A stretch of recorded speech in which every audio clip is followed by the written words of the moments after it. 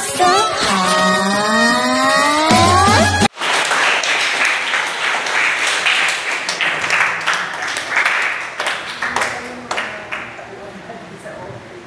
ay naglalaro. Titignan ko yung mga mukha ninyo, no?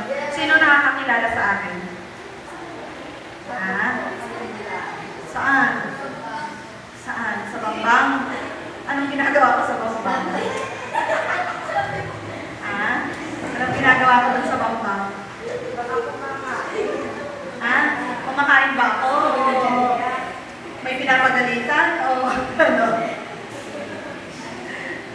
So, yun. Baka naman iba yung nakita niyo sa Bambang. Baka yung pinalitan ko. So, yun po. Tulad ng sinabi ng aking kasama, ako po yung may hawak ng mga bata. Mga inaabusong bata. Meron po ba dito? Meron ba? May mga inaabusong bata ba dito? O mga batang nang-aabuso, sa akin din po kayo mapupunta para sa discernment ninyo. Meron po ba? Mga nangbubuli ng classmate, meron ba dito? Meron, nangbubuli. Hindi maganda ang mambuli ng classmate, di ba? Alam niyo yun? Alam niyo yung nangyari dun sa nangbuli ng classmate? Nagalit yung binuli ng classmate, anong ginawa? Yun, di ba? Kasi lahat ng tao napupuno, parang yung timba na inayahan ninyong matuluan ng tubig. Napupuno, di ba? Pag napuno, umaapaw. Magiging baha, di ba? Pero sa kanya, umapaw na yung galit niya, nagwala na, kumuha ng kutsilyo, tapos sinamsa, di ba? Kasi sa sobrang galit niya.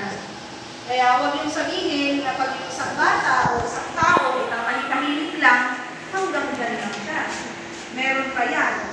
Hindi nyo alam, di ba? Sasabihin nyo, nasabihan. Nasabihan ng galit niya. Tulad sa atin. Di ba? Hindi tayo mabilis tumakbo. Pero pag sinabi may punto, di ba? Nadoble na yung hakbang ninyo o yung takbo ninyo. Biglang mabilis, di ba? Dahil sa adrenaline rush na tinatawag nila. Tama ba? Yan. So, pupunta tayo sa anong batas ang pumuprotekta sa inyong mga kabataan, sa inyong mga bata, sa mga minor? 9262. Anong batas yun? Republic Act, ano? Republic Act 7610. Yun yung meron sa physical abuse, psychological, financial, at saka sexual. So yun yung apat na yun, doon na lang. Ano pa? Black eye, mga sugat ninyo na nakikita natin. Kahit tayo, nakikita natin, ay may pasa si ganito. Yun yun. Na paulit-ulit nangyayari sa isang tao. So pag kayo pagka kayo ba umuwi ng alas 3 ng madaling araw, amoy alak, tapos pagdating nyo sa bahay, pinatsakan nyo yung pinto. Sumalubog si nanay. Ano ginawa ni nanay? Sampal. Abuso ba yun? Dapat alam niyo yun, ha? Baka naman sabihin niyo, inaabuso na kayo, pero yung ginawa ninyo, ano yung ginawa ninyo? Hindi maganda na dapat hindi ginagawa ng bata. Kasi minsan, pagka may isang bata, pinagalitan ng nanay, akala, inaabuso na ng nanay. Ang mga magulang natin, hindi yan magagalit kung kayo ay gumagawa ng mabuti. Pero, pag hindi kayo gumagawa ng mabuti, sumasagot-sagot pa kayo sa mga magulang ninyo, anong ibig sabihin na? Anong gagawin ng magulang nyo sa inyo? Siyempre, nagagalit sila. Diba? Tama ba ako na? Inaanto ka ba na? Okay ka lang? Naririnig mo? Pagka gano'n, di ba? Pagka magagalit kasi ang nanay, di ba kasi, anong sasabihin? Di ako mahal ng nanay ko. Magbibigting na lang ako. Hindi kayo, magsusuicide na lang ako kukuha ng scissor, kaganon-ganon yung katawan. Pag nasugatan ka, dinala ka sa ospital, sinong gagastos? Diba? Sila lang din, di ba? Tapos bibigyan ka pa ng pagkain, pa? Anong klase kang anak? Diba? Wala nang respeto, wala nang pagmamahal, ha? Wala nang kahihiyan. O kayo nagsabi niya na, di ako. Wala. At least alam ninyo, di ba? Kasi bakit gagawin ninyo yun sa magulang? Kung ang magulang naman ninyo is tama ang ginagawa para sa inyo. Pwede naman yung itanong kay mama niyo, Mami, bakit lagi kang ginagabi? Hindi niyo ako sinasamahan na magbasa ng ganito, hindi niyo ako pinupuntahan sa school kasi pinapatawag kayo ng teacher. Para alam niyo kung bakit nga naman hindi kayo masamahan ng mama niyo at ang sumasama sa inyo ay lolo o kaya mga tiyahin o mga kapatid ninyo. Kasi may iba po, hindi po tayo pare-parehas. Ang nanay lang natin ang meron tayo. O di kaya ang tatay lang natin ang meron tayo na nagsusupport sa atin. Naiintindihan po ba natin? Kasi minsan sinasabi mo, ako yung nanay mo, yung papa ko pumupunta, ikaw wala. Ang pumupunta lang sa'yo, yung lola mo, na hindi naman mabilis maglakad. Siya pa laging late, inaantay pa. O, di ba? Nagkaganon pa. Ba't ikaganon niyo yung classmate mo? Di ba? Hindi maganda yung gawin. Kasi isang form yun ng pamutuli. Na dapat hindi natin gawin. Dapat na tayo nag-aaral, dapat turuan natin yung mga classmate natin, yung mga tao sa labas na gumagawa ng mga ganung bagay sa ibang bata.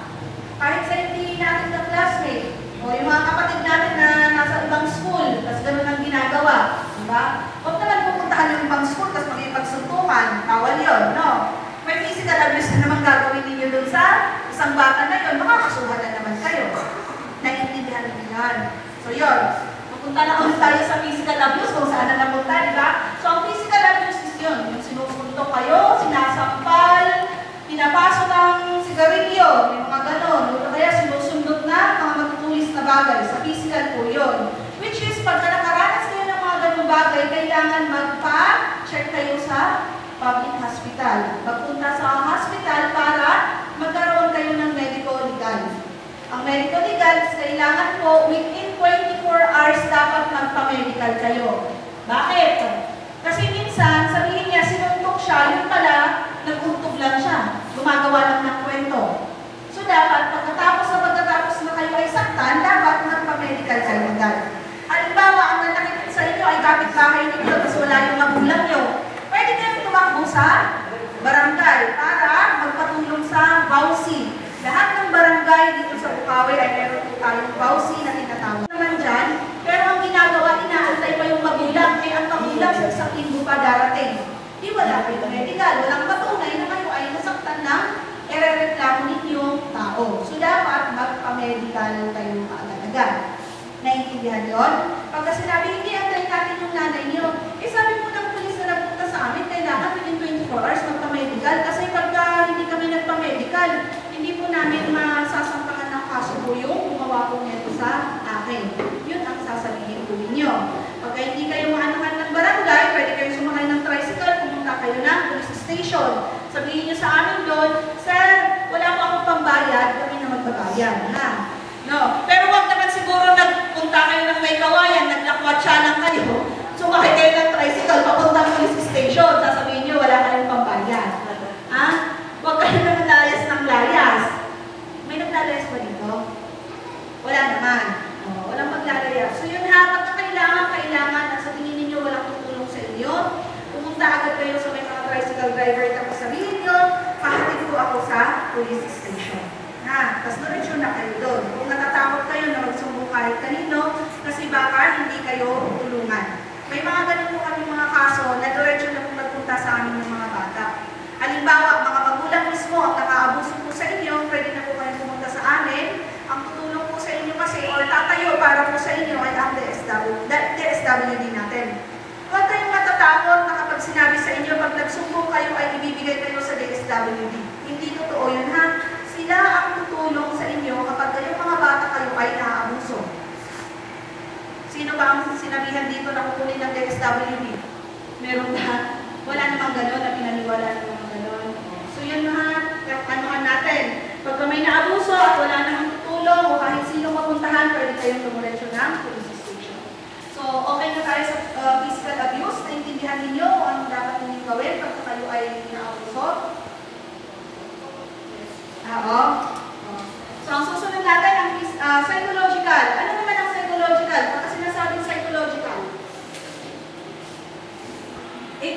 natin.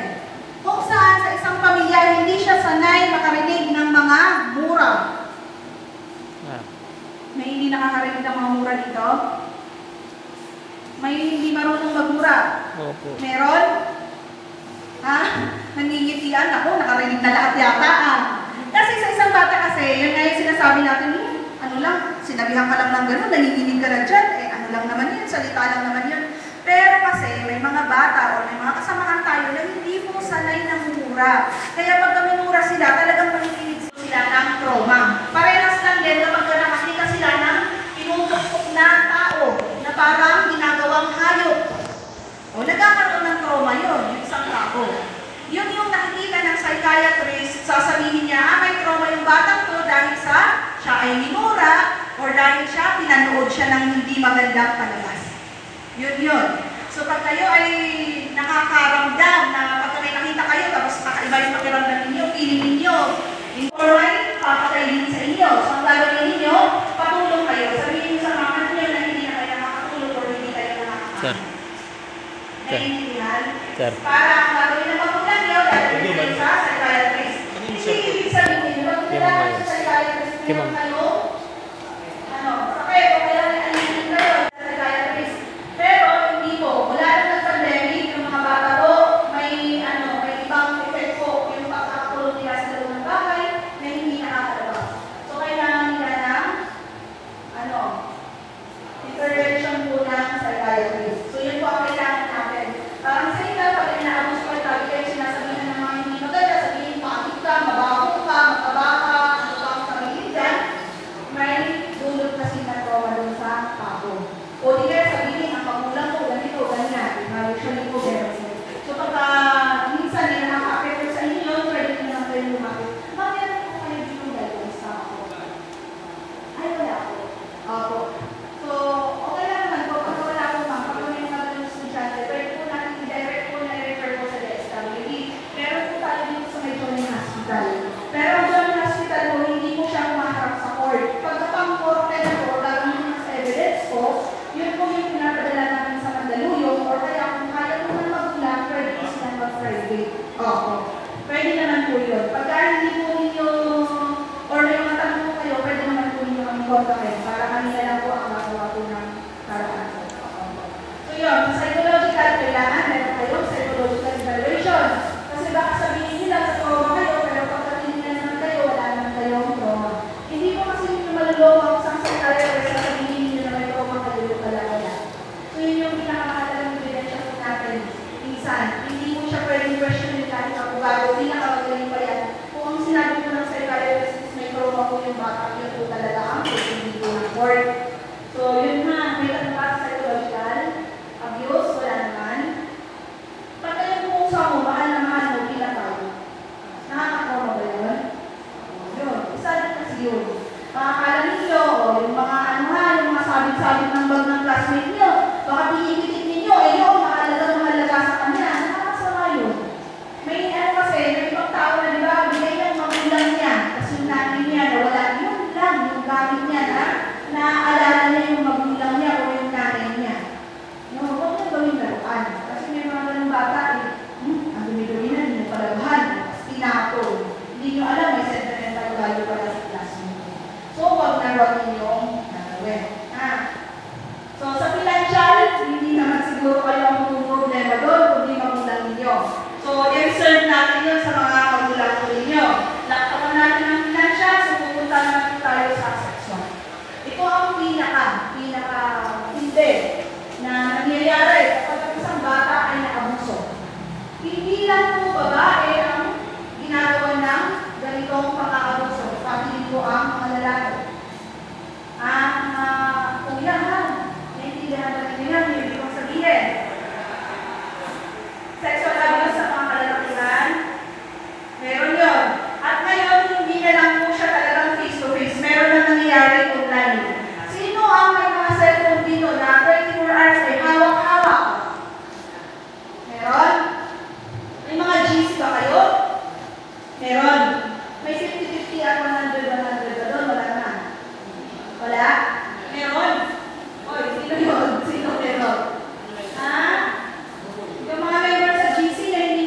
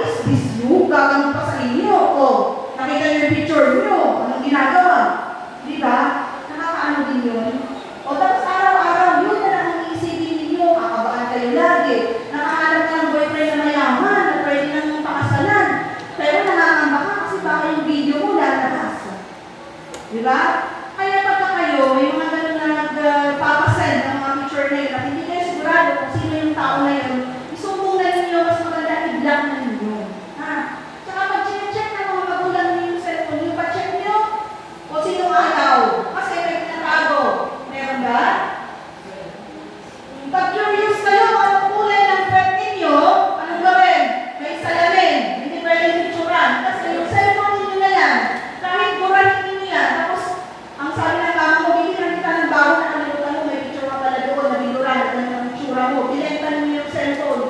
Na-recover yun. O,